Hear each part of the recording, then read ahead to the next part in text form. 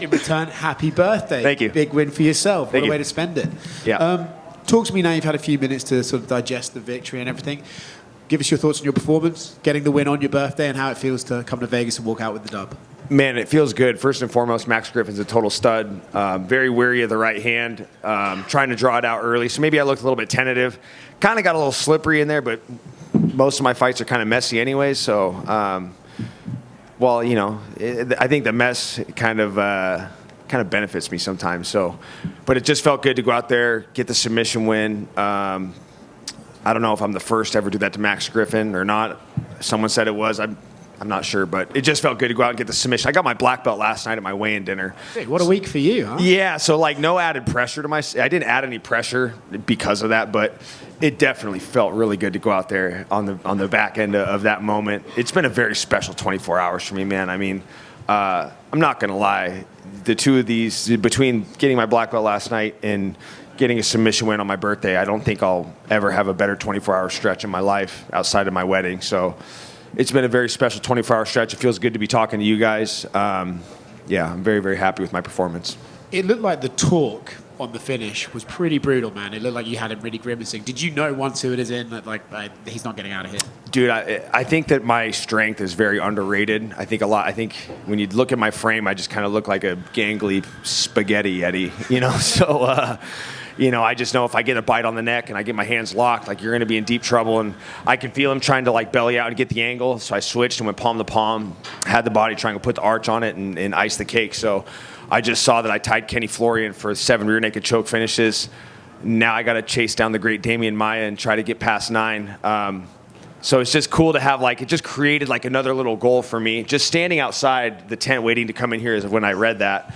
And obviously the goal for me remains the same. I want to be a world champion. Otherwise, what's the point in fighting? If you don't think you're the best in the world, if you're not going to chase a world title, what the hell are you doing it for? If you're doing it just for paychecks, you're playing a dangerous game. So for me, I'm training like I'm gunning for a world title. I believe I have the skill set. The only guy to finish Max Griffin before me was Colby Covington. So, but on that note, to see that I get to chase down the great Damian Maia, I just created like another new goal for myself to keep me competing for the foreseeable future. So it's always the small goals you have to set up to get to the ultimate prize. So I got to chase him down. I'm going to chase down 3 more rear naked chokes before I hang him up. So we'll see what happens. It's funny, man. I feel like this sport, it's like just as you think you're out, it pulls you back in with yes, these goals. It does. Gets its claws and just dug into you. I think I heard in the corner you were told for once, patience. Is that right? Was that the feedback you were getting in between rounds? Absolutely. Dude, my coach, I've been with him. It's a rarity in this sport for you to start and I mean, I'm not finished yet, obviously, but like I've been doing this. It'll be 17 years next year, and I've been with the same head coach. You have not seen another chief in command in my corner. It's always been Rick Little. So this guy, he just, if he tells me what to do, I'm going to follow. If he says, hey, you got to get on the gas and go for it, I'm going to get on the gas and go for it. But if he says, hey, be patient, let him come to you, I'm going to listen to him. I'm going to buy into whatever he says because he knows my body. We've put in almost 2 decades of work together. I can literally walk in the gym and he can take one look at me and dictate how our practice is going to go. He'll just look at me and say, you look rough. We're not going to train hard today. Or I'll walk in and I could take 5 steps in the door and he'll be like, you look good. We're going hard. So it's like to have a guy that knows my body, just knows how to grab the reins and which direction to take me. I think it's important. And loyalty's royalty, and it's rare in this sport. And I've been riding with the same guys. Sam Cecilia, Austin Arnett, Rick Little, till the wheels fall off. Congratulations once again, and get after it tonight. So the 24 hours goes into 36 and really make the most of it, huh? Yes, sir. Mike, right here. Yeah. We've seen a lot of fighters get their black belts in the octagon, and some of them even say it's a bigger deal to them than like a win or a UFC title or anything, just because of the years. So I guess, what was it like getting that black belt after so long? It was very special, especially the sentiment that that my coach shared with my wife. I left to go to the bathroom when we were at my weigh-in dinner, and I had a big, like almost 30 people at my weigh-in dinner, a lot of my teammates, friends, loved ones. And he told my wife, like, I'm going to give Mike his black belt when he comes back, and I want to make sure to do it, like, not after the fight. I want to do it before because that's not what this is about. And every, to each their own. I'm not saying there's a right or a wrong way to go about it, but my jiu-jitsu coach, James Weed, wanted to make it a point that I'm not giving you your black belt based on your performance in a fight. I'm giving you your black belt because you earned it. So it was a very emotional moment for me. It's very special, especially for me. just in the moments that I got it, it's like just looking down at it, it's not, to me, it's not an accolade or an accomplishment. It's a responsibility. You know, when I put that belt on, when I go to the gym, it's a responsibility for me to help my teammates, to be a better role model, to be a better man. It's more than an accomplishment. It's a responsibility. So I'm very happy that I've earned the right to carry that responsibility, and I'm going to do it with a lot of pride. And you know, maybe someday I can do what he did and give a black belt to someone else. But it's been a very, very special 24 hours for me. I mean, it just. Oh, sorry, guys. It's been a very special 24 hours for me. I don't think it'll ever get any better than this. I mean, even if the day comes I win a world championship, it's like, dude, I just got a submission win on my birthday. I got my black belt the day before. Like, all I need is a beer, and that'll really ice the cake. And in terms of your own career, is Seattle still the plan? I think when they announced that, you were kind of the no-brainer to at least be on the card and maybe even headline it. I mean, I asked Sean if they had a main event. I saw him backstage when I was walking back. He said he saved a spot for me, kind of, you know, put the ball in my court. We'll see what happens. I tweaked my thumb pretty good. My thumb knuckle's all blown up. We'll see what happens. My wife's birthday's on Friday, so I'm going to take a little bit of time and just decompress. Going to go to Lake Tahoe for the weekend, come home, get back to fighting. You know, we'll see what happens. It's just... I put that responsibility on my team to kind of make those decisions. If they think it's good for me to do it, I'm going to do it. The main event slot would really sweeten the pot, but I think that they have somebody, so we'll see what happens. But just got to make sure I'm smart about it. You know, I got to admit, it's good to be active again. Just turned 37, 2 fights in 4 months. You know, 3 fights in 6 months, 3 wins in 6 months would be pretty sweet. You know, on some Cowboy Cerrone shit. So, shout out to my dog, Donald Cowboy Cerrone. Just last one for me.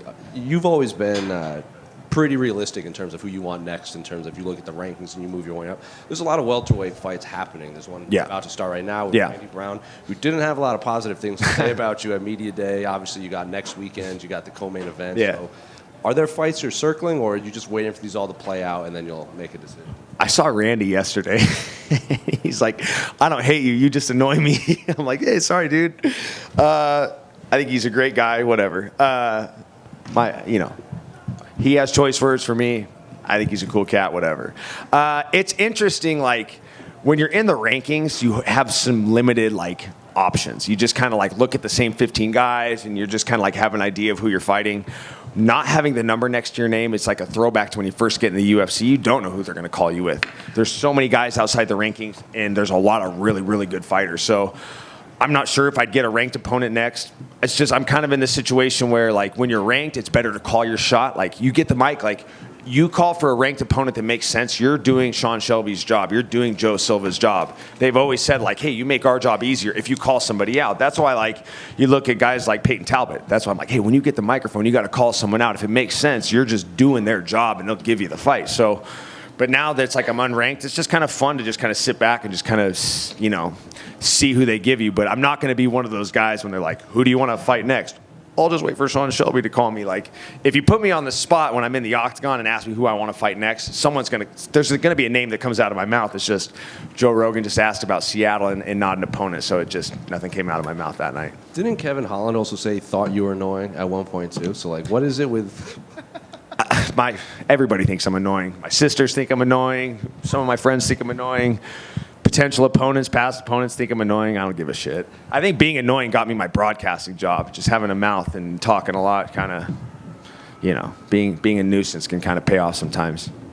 Mike, just one right here. Yeah. You seem super pumped during that Bruce Buffer announcement. Can you just take us through what's going through your head? What kind of emotions are going through your mind in that moment? Yeah, just like as you get more comfortable inside the octagon, like I felt like when I first got into the UFC, I'm just kind of like harnessing my energy that I want to tap into, and Bruce is doing the introduction. But part of like I'm a big firm believer in like manifestation, and I'm sure almost every up and coming fighter, part of their manifestation is having Bruce Buffer say your name in the octagon. And as I've gotten more comfortable in there, I love tapping into that energy, man. And Bruce and I got a special thing going, and it's like my final send off when I get to just, you know, me and Bruce just having our moment in there, and I just love it, man. I know the fans love it. I know I love it, and it's fun, man. I'm a very intense competitor. Like I'm a competitor first, not really a fighter. I just love to compete, and it's that competitive side of me that wants to tap into that energy when Bruce Buffer's saying my name. So it's another special moment with me and the Buff. I love that dude. Mike, your teammate Brady Heastand, he's young and so successful already. When he had that big injury a couple months ago, what type of advice did you give him, and how is he doing? Told him to don't fucking push it, little shit. We were just at the gym the other day, and he was trying to drill some guillotine stuff, and I'm like, get the hell off the mats. What the fuck are you doing? And he's like, well, I'm not using my knee. I'm using my arms. I'm like, I don't give a crap. Get over there. Love the kid, man. And that's another thing, too. It's funny you bring that up. In this late stage of my career, like, you know, fighting's a very, very selfish sport. You know, you have to make a lot of very selfish decisions in your life, with your family, with just so many different things. And having guys like Brady underneath me and Ashton Charlton and like these young up-and-comers, they give me a reason to continue to keep pushing myself in the sport and continue to pave a trail. You know, obviously I'm doing a lot of this for myself, but they give me a lot of motivation to keep going because I want to blaze a trail for them. So when my time comes and goes, I can step aside and they can walk my line and hopefully have more success than I've had. So guys like Brady give me a lot of motivation to like push myself to just kind of be a better man, be a better role model. And when my time comes, I hope that I've blazed a trail that they can continue to walk and have more success than I had. I get a lot of joy and fulfillment from that. So as I've matured and found bigger purposes in my career and why I do this, a lot of it revolves around these young guys. Mike, Super Lutas Brasil. First Brasil. of all, congratulations on winning and your birthday. Yes. With this victory, what do you think about the fight against the Brazilian fighter Gilbert Burns? Thank you. Who? Gilbert Burns. You know, Gilbert and I have always kind of like, when we were both at lightweight, we kind of like, maybe, wouldn't really chirp at each other, but, you know, we always kind of see each other, and it's an interesting matchup. He's a phenomenal grappler. I don't know how in the hell I would ever choke the guy. He's got no neck, respectfully. I mean, the guy's a tank, multiple-time world champion, total stud, you know, big power on the feet, super tough fight.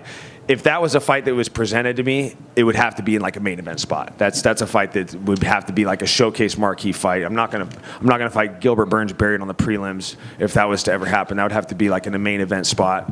But he's an animal. We'll see him in the corner with Vicente Luque, one of my previous opponents tonight, and I'm always pulling for both of those guys. I think Gilbert Burns and Vicente are two complete studs. Yeah. Hey, Mike, right here. Yep. I know your end goal as a broadcaster has kind of always been to, step into that color commentary role. Is there any indication, from your bosses over at ESPN and the UFC that opportunity could come as soon as next year, or at this point are you still just kind of working towards that? I'm just working towards it, man. It's really fun kind of getting to do everything. Obviously, commentary is like the end goal. I can say very confidently that I'm going to get there someday. It's just a matter of time. So just every time I get a chance to get on the sticks, whether I'm, calling fights for, a regional promotion or if I'm working the desk for ESPN, just always performing my best, trying to improve with my studying, with my etiquette, with my delivery, and how I talk about these fights. It's a lot of fun being a part of the narration of these events. And I get a lot of joy from it. I'm very blessed that like my life revolves around this sport. I wouldn't have it any other way. And it's to me, I just think it's a matter of time. So I don't push it too hard. I know my time will come, but just for now, it's just fun balancing being a fighter, being an analyst, getting to commentate.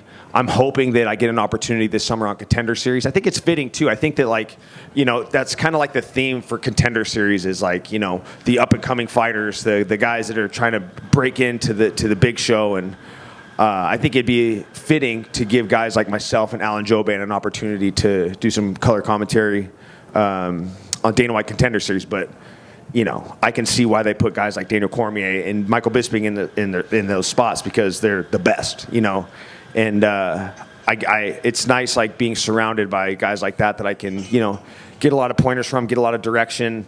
It's just a matter of time. So, patience will pay off, and at some point in time, you will see me in a suit and tie, standing next to Joe Rogan or Paul Felder or any of those guys getting to do color commentary, and I can't wait. Is it at all tough to balance the two, fighting and being a broadcaster? It's pretty easy because this is my life. I don't have kids. I don't have anything like that. My life is just combat sports. And my wife is on board with it. She's all about combat sports as well. She goes to a lot of these events with me. I'd like to think we're a power couple in a sense like that. So she continues to push me and to chase my dreams, and there is no struggle to balance the two. It's a privilege. It's a privilege to like be in training camp, and like it's nice too. Like it's like this training camp. I went to Edmonton to work the desk, and you would think like that would be a hindrance in the middle of training camp to like have to pack your bags and go to Canada, but like, dude, it's awesome because I can continue my training camp. I got to work with Bob Perez for 3 straight days, a different look, a different striking coach. I got to work with him 3 days in a row while I'm at work working the desk. So I can continue my training camp when I'm on the job doing this. So there's really no roadblocks. It's a lot of fun. I love having everything going at once because it all blends together. It's just a melting pot. So I love it. It's never a hindrance. If anything, it's beneficial. It gives me these opportunities. Like even when I did Saudi Arabia, I went to Saudi Arabia when I was in camp for Tony Ferguson. Got some different looks out there as well from people I've never trained with before. So it all blends together very well, and it's a huge blessing. It's like sometimes I wonder how the hell I got into that position as an analyst. But man, I'm very appreciative of it. I never take it for granted, and I'm always very thankful for every opportunity I get to get on the other side of the camera and help narrate these fights. Thank you. Yep. Time for birthday beers. Peace out.